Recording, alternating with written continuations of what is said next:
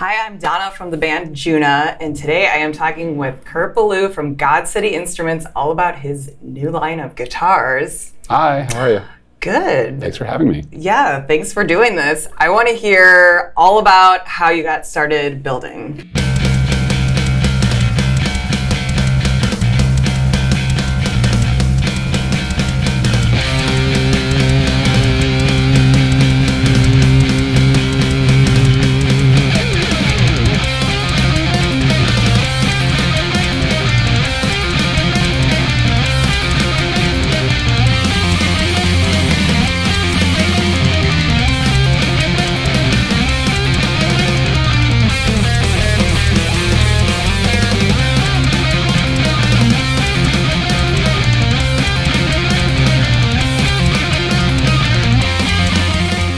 I built my first guitar when I was, I think, about 19 years old.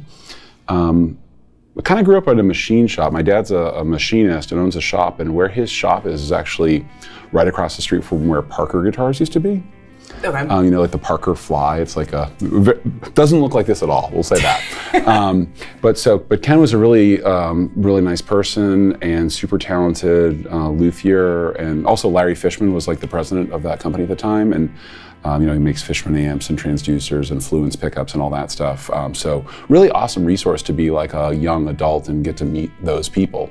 And Ken gave me some leftover wood that he had that didn't pass QC for Parker guitars, and I used that at my dad's machine shop to build a slab body, and I got a Wormouth neck for that, and that was the first guitar I ever built.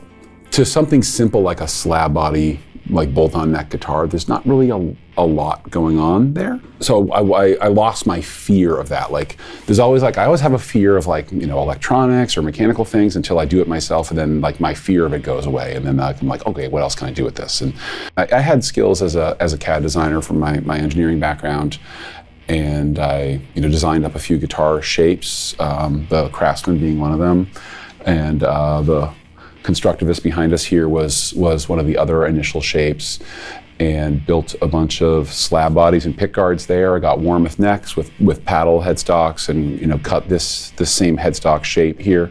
Like this headstock shape here is designed to mirror the lower horn of the Constructivist guitar, and it also kind of looks like Gumby.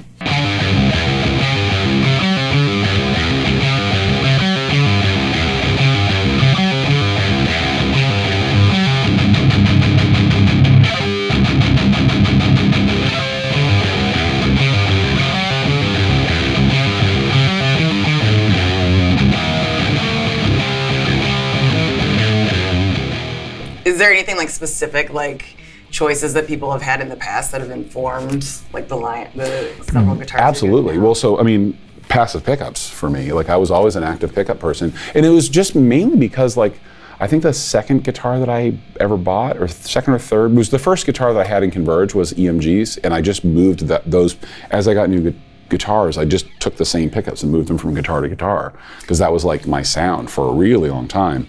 And it's only been in the past few years that I've come around on passive pickups, and now I'm really enjoying those. That's interesting. Is that what about it appeals to you? It's just a little bit more three-dimensional and a little more thunk, and maybe it's just a little more fun to play or something. That's why, to me, it's just more character. There's a lot of things in metal guitars that make you feel like you're operating the guitar, you're not playing the guitar. Something I think Evertune's an incredible product, but I don't think it's fun to play. I love that I have an Evertune at my studio, and for certain situations, if someone's having a hard time playing a part in tune, I'm like, okay, here you go. I've got this great Balaguer guitar with an Evertune in it, take this guitar and maybe it'll help you play the part better, and in a lot of cases it does. And so I think it's incredible technology. I love that, but it's also I don't have fun playing it because I can't wank around, and I feel like passive pickups are a little more fun for wanking. This basically everything about this guitar except for the scale length is different than what I would have played 10 years ago. That's so interesting. Yeah. Is there anything specific that has kind of evolved in your mind to lead you there, or is it just? getting bored? It's part boredom. I think there's sort of like two types of guitar players out there. Like there's the person who they find a set of gear that they like, an amp and a guitar and a pedal or whatever, and then like they're like, okay, I'm done. I got my sound.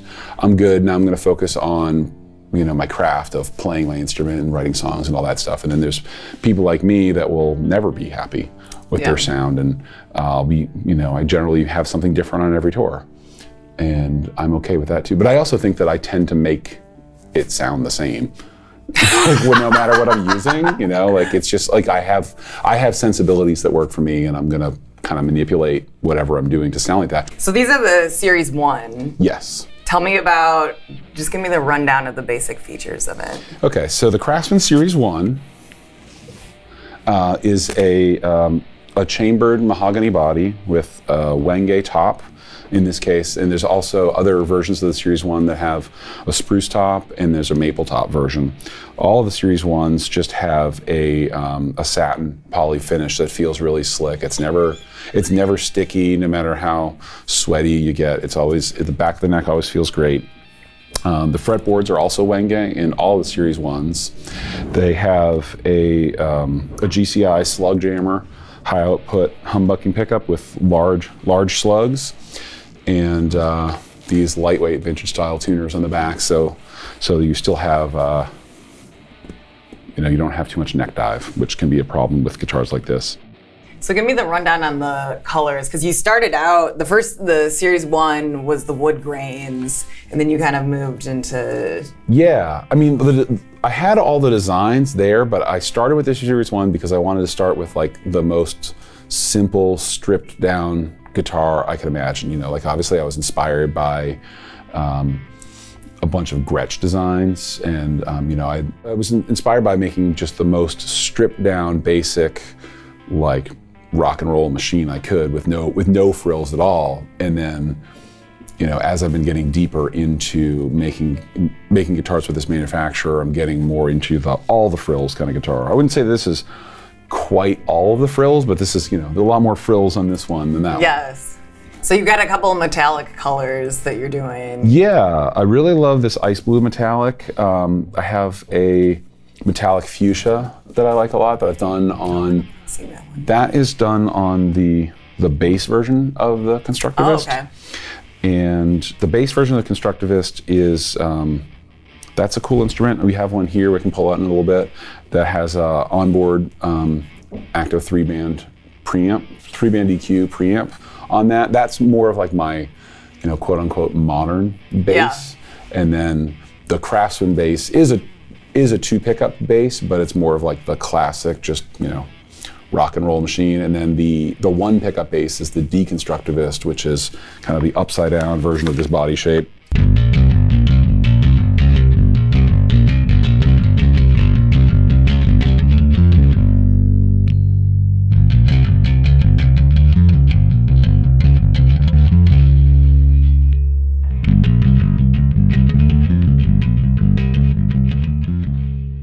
Well, tell me about Constructivist. Constructivist is my offset guitar shape. It has a German carve all the way around the edge, and it has what I call the soap jammer. So these are P90 shaped pickups, but they're stacked humbuckers. So they're more, in construction, they're more like a P100. They're like the bridge, for example, is like wound to 8.3K, but twice. So it's like 16 point something combined as a humbucker, but they're stacked. So the output is sort of similar to the 13K slug jammers that are in the Craftsman, although it's a little more mid-rangey than that. I think it sounds a little more, P90-ish, I guess.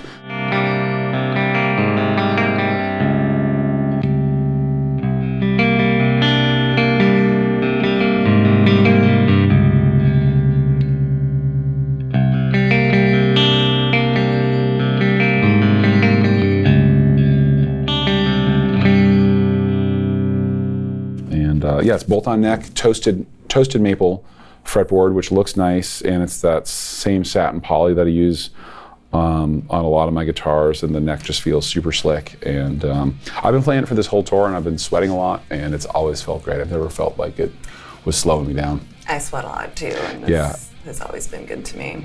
Yeah, it's good to hear. Thank you for the If you want to 5 hear stars? about me sweating on 5 stars? stage, sweat reviews, all good. Okay.